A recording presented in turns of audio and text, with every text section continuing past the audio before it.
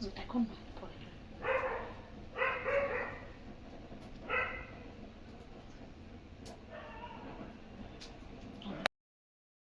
ওম ভগবতে বাসুদেবায় নমঃ। অষ্টাদশ অধ্যায় মুখ্য যোগ। অর্জুন বললেন, হে কৃষ্ণ, হে ঋষিকেশ, সন্ন্যাস ও ত্যাগের বিষয়ে কি পার্থক্য আমি জানতে ইচ্ছা করি। শ্রী ভগবান বললেন, জ্ঞানীর কাম্য কর্মত্যাগকেই সন্ন্যাস বলিয়া জানিবে, আবার সর্বপ্রকার কর্মফল ত্যাগকেই জ্ঞানীরা ত্যাগ বলিয়াও থাকেন। অনেক পণ্ডিত আবার বলেন যে বন্ধন দোষ যে কর্মে আছে তাহা ত্যাগ করা উচিত। আবার অনেক পণ্ডিত বলেন যে যজ্ঞ, দান, তপস্যা এই সকল কর্ম ত্যাগ করা চলে না। হে মহাবীর অর্জুন, আমি এই ত্যাগ বিষয় তোমায় নিশ্চয় করিয়া বলিতেছি, শ্রবণ করো। ত্যাগ ত্রিবিধ, দান, যজ্ঞ, তপস্যারূপ কর্ম পরিত্যাগ করা উচিত নয়। ইহা অবশ্য করণীয়, কারণ ইহা মনীষীদের পবিত্রতা আনয়নকারী হইয়া থাকে। হে অর্জুন, আসক্তি ও ফলের আশা ছাড়িয়া এই সকল কর্ম করা কর্তব্য, এই আমার উত্তম মত। নিত্য যে কর্ম করা হয়, অর্থাৎ সন্ধ্যা, গায়ত্রী ইত্যাদি, ইহা ত্যাগ করা অনুচিত। মোহবশিত যদি তাহা ত্যাগ করা হয়, তবে তাহাকে তামসিক ত্যাগ কহে। কর্ম কষ্টকর ভাবিয়া শারীরিক কায়ক্লেশ ভয়ে যে কর্ম ত্যাগ করা হয়, তাহা রাজসিক ত্যাগ, এবং সেই ত্যাগ দ্বারা প্রকৃত কর্মত্যাগের কোনো ফল পাওয়া যায় না। হে অর্জুন, কর্তব্যবোধে নিত্য যে কর্ম করা হয়, সেই কর্মের আসক্তি বা ফল ত্যাগ করার নামই সাত্ত্বিক ত্যাগ। নিঃসংশয়ী, মেধাবী এবং সত্যগুণ ত্যাগী কষ্টকর কর্মে বিরক্তি হন না। আবার যে কার্যে সুখী নন, সে কার্যও খুব আনন্দ বোধ করেন না। পৃথিবীতে দেহী সব কর্মই ত্যাগ করিতে পারে না, তবে যে সকল কর্মফল ত্যাগী, তাহাকেই ত্যাগী বলা হইয়া থাকে। কর্মের ফলেও ত্রিবিধ পাপ মিশ্র ভেদে মরণের পর জন্মিয়া থাকে, কিন্তু সন্ন্যাসীদের কখনো হয় না। হে মহাবীর অর্জুন, সকল ধর্ম সিদ্ধির জন্য সংখ্যা বেদান্ত শাস্ত্রে 5টি কারণ কথিত আছে বলিয়া জানিও। যে 5টি কারণ এই দেহ, অহংকার, নানা প্রকার ইন্দ্রিয়, প্রাণ, অপান ইত্যাদি ব্যাপার, এবং পঞ্চম হয় দৈব। ভাবী পরিণাম, বিত্তকর, হিংসা, সামর্থ্য বিচার না করিয়া মোহবশত যে কর্মকারী হয়, তাহাকে তামসিক কর্ম বলা হয়ে থাকে। যিনি অহংকার মুক্ত, ধীর, ফল কামনাহীন, নিষ্পৃহ, উৎসাহযুক্ত ও স্থির, এমন যে কর্তা, তাহাকে সাত্ত্বিক কর্তা বলা হয়।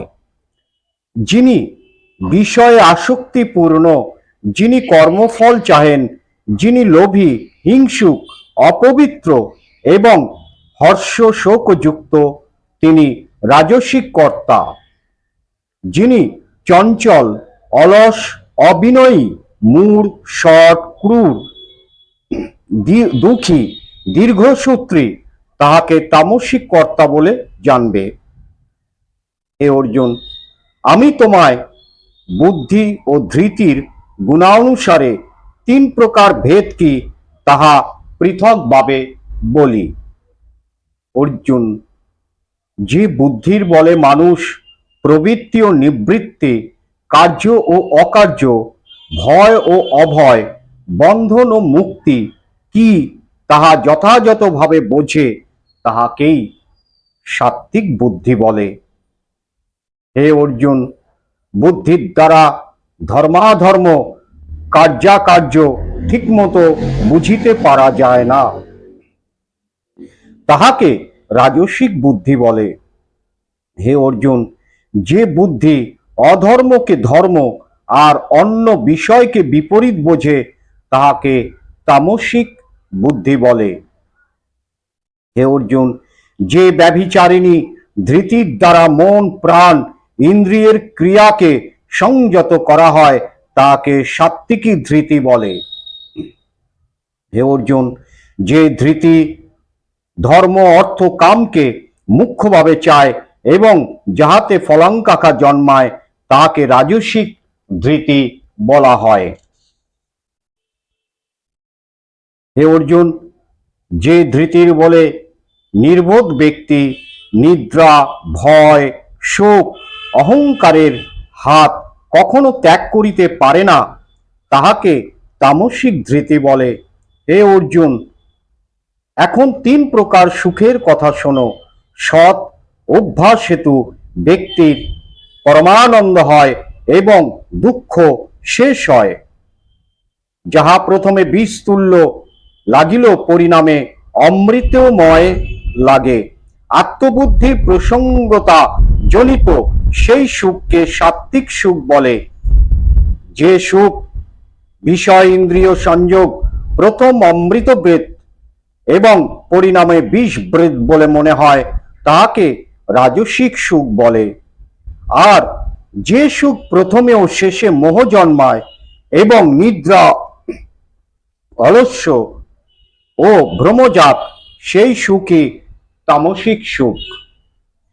পৃথিবীতে অথবা স্বর্গে দেবতার মধ্যে এমন কোনো প্রাণী নাই যে প্রকৃত জাত এই তিন গুণ হইতে মুক্ত। হে মহাবীর, ব্রাহ্মণ, ক্ষত্রিয়, বৈশ্য, শূদ্রগণের কর্ম সকল স্বভাবজাত গুণ অনুসারে ভাগ করা আছে। মনের শান্তি, ইন্দ্রিয় দমন, তপস্যা, পবিত্রতা, ক্ষমা, সরলতা, জ্ঞান, বিজ্ঞান, বেদ, বাক্য, এইগুলি ব্রাহ্মণের স্বভাবজাত কর্ম। শৌর্য, তেজ, ধৃতি, দক্ষতা, যুদ্ধে অপলায়ন, দান করা, প্রভুত্ব ভাব, এইগুলো হচ্ছে ক্ষত্রিয়র স্বভাবজাত কর্ম। কৃষি, গোরক্ষক, বাণিজ্য বৈশ্যের কর্ম, আর ব্রাহ্মণ, ক্ষত্রিয়, বৈশ্যের সেবাই শূদ্রের স্বাভাবিক কর্ম। আপন আপন কর্মে মানুষ নিষ্ঠাবান থাকিলে সিদ্ধি লাভ করে, আবার নিজ কর্মে নিষ্ঠা থাকিলে মানুষ যেভাবে সিদ্ধি পায় তাহা বলি শোনো। যাহার ইচ্ছায় মানুষের সকল কর্মে প্রেরণা হয়, যিনি সর্বব্যাপ্ত আছেন, তাহার অর্চনা করিলে সর্বসিদ্ধি হয়। পরধর্ম নিয়মিত অনুষ্ঠান করার চাইতে নিজ ধর্ম অঙ্গহীন হইলেও শ্রেষ্ঠ, কেননা মানুষ স্বভাবজাত কর্ম সাধন করিলে পাপাসক্ত হয় না। হে অর্জুন, সহজাত কর্ম দোষমুক্ত হইলেও তাহা ত্যাগ করিতে নাই, কারণ যেমন অগ্নি ধূমাবৃত হয়, তেমনি কর্ম সকল দোষে আবৃত থাকে। যিনি সকল বিষয়ে আসক্ত নন, যিনি জিতেন্দ্রিয়, যাহার কোনো আকাঙ্ক্ষা নাই, তিনি নিষ্কাম কর্মত্যাগ করিয়া সবই কর্মবন্ধন মুক্ত হন। হে অর্জুন, এই রূপে সিদ্ধি লাভ করিয়া সাধক কিভাবে ব্রহ্মকে পান, তা সংক্ষেপে বলি শোনো। বিশুদ্ধ বুদ্ধিযুক্ত হইয়া ধৈর্য সহ স্থির চিত্তে ইন্দ্রিয় সংবৃত্ত করিয়া ঈশা বিদ্বেষ ছাড়িয়া নির্জন স্থানে মৃত হারে বাক্য দেহ ও মনকে সংযত করিয়া ধ্যান ও বৈরাগ্য আশ্রয় করিয়া অহংকার, বল, দর্প, মমত্ব, কাম, ক্রোধ, পরদ্রব্য এইগুলো ত্যাগ করিয়া এইরূপ ভাবে মনকে শান্ত করিতে পারিলে সেই ব্যক্তি ব্রহ্মকে পাইবার উপযুক্ত হন। ব্রহ্মভাব প্রাপ্ত ব্যক্তির শোক বা আকাঙ্ক্ষা কিছুই থাকে না। তিনি সর্বভূতে সমভাবাপন্ন থাকিয়া আমাতে পরম ভক্তি লাভ করেন। আমি যাহা ও যেরূপ তাহা সত্য সত্যই আমি কে, এই রূপে আমার স্বরূপ জানিতে পারিয়া যিনি আমাতে প্রবেশ করেন তিনি স্বয়ং পরমানন্দ স্বরূপ হইয়া যান। আমাকে আশ্রয় করিয়া সর্বদা সর্বপ্রকার কর্ম করিয়া আমার প্রসাদে তিনি নিত্য শাশ্বত অব্যয় পদ প্রাপ্ত হইয়া থাকেন। তুমি মনের দ্বারা আমাপরায়ণ হইয়া আমার উপর সকল কর্মভার দিয়া বুদ্ধি যোগাশ্রয়ে আমাতে স্থির করো, চিত্ত স্থির করো, অর্থাৎ মত পরায়ণ হও। আমাতে স্থির চিত্ত হইয়া থাকিলে আমার দয়ায় সকল দুর্গম পথ পার হইতে পারিবে। আর যদি তুমি অহংকার বশত আমার কথা না শোনো তবে তুমি বিনষ্ট হইবে। তুমি যে যুদ্ধ করিবে না বলিয়া মনস্থির করিয়াছ তাহা তোমার ভুল। ক্ষত্রিয় স্বভাবই তোমাকে যুদ্ধে নিযুক্ত করিবে। হে অর্জুন, তুমি অজ্ঞানবশত যুদ্ধ করিবে না ভাবিতেছ, কিন্তু তোমার পূর্ব সংস্কার তোমাকে যুদ্ধে উৎসাহিত করিবে। হে অর্জুন, ঈশ্বর সকলের দেহে অবস্থান করিয়া নিজ কর্মবশে সর্বদা মায়ায় বিমোহিত করিয়া যন্ত্রের ন্যায় তাহার কার্য চালাইতেছেন। হে অর্জুন, তুমি সর্বভাবে আমার শরণ লও, তবেই তাহার দয়ায় তুমি পরম শান্তি ও শাশ্বত পদ পাইবে।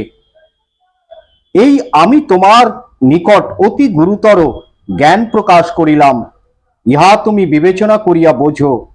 তোমার যাহা ভালো ইচ্ছা হয় তাহা করো। আমি তোমাকে অত্যন্ত ভালোবাসি, সে কারণে তোমার কল্যাণের জন্য সর্বাপেক্ষা গোপনীয় কথা বলি শোনো। হে অর্জুন, তুমি আমাতে মন দাও, আমাকে ভক্তি করো, আমাকে পূজা করো, আমাকে প্রণাম করো। তুমি আমার পরম প্রিয়, সেই জন্য সত্য অঙ্গীকার করিতেছি যে তুমি আমাকে নিশ্চয়ই পাইবে। তুমি সর্বধর্ম ত্যাগ করি একমাত্র আমারই আশ্রয় লও, আমি তোমাকে সর্বপাপ হতে মুক্ত করিব। এই উপদেশ যাহা তোমায় দিলাম তুমি এমন কাহারও বলিও না যিনি তপস্যাহীন, ধর্মভক্তি সেবাশূন্য, যিনি আমাকে নিন্দা করেন। এই পরম গুহ্য তত্ত্বকথা যে আমার ভক্তদের কাছে বলিবে সে আমার অতি পরম ভক্তি দেখাইয়া অবশ্যই পাইবে। মনুষ্য মধ্যে তাহার চেয়ে আমার প্রিয় ও প্রিয়তর এই জগতে আর কেহ হইবে না বা ভবিষ্যতেও হইবে না। যিনি আমাদের এই ধর্মীয় আলোচনা অধ্যয়ন করিবেন, যিনি জ্ঞানযোগ্য রূপ যজ্ঞের দ্বারা আমাকে পূজা করিবেন, ইহাই আমার অভিমত। শ্রদ্ধার সহিত যিনি গীতা পাঠ বা শ্রবণ করেন তিনিও সর্বপাপ হইতে মুক্ত হইয়া পুণ্যবানদের মঙ্গলময় শুভলোকে প্রাপ্ত হইবেন। হে অর্জুন, তুমি একাগ্র চিত্তে আমার সমস্ত কথা শুনিয়াছ কি? তোমার অজ্ঞানজনিত মোহ দূর হইয়াছে কি? অর্জুন বলিলেন, হে কৃষ্ণ, তোমার প্রসাদে আমার মোহ দূর হইয়াছে। পূর্বাপর কর্তব্য বিষয়ের স্মৃতি ফিরে পাইয়াছি। আমি কর্তব্যে মনস্থির করিয়াছি, আমার সন্দেহ দূর হইয়াছে। এইবার নিশ্চয়ই তোমার কথা মতো কার্য করিবে। সঞ্জয় বলিলেন, হে রাজন, মহাত্মা বাসুদেব ও অর্জুনের এই অদ্ভুত রোমাঞ্চকারী কথোপকথনের আমি শ্রবণ করিলাম।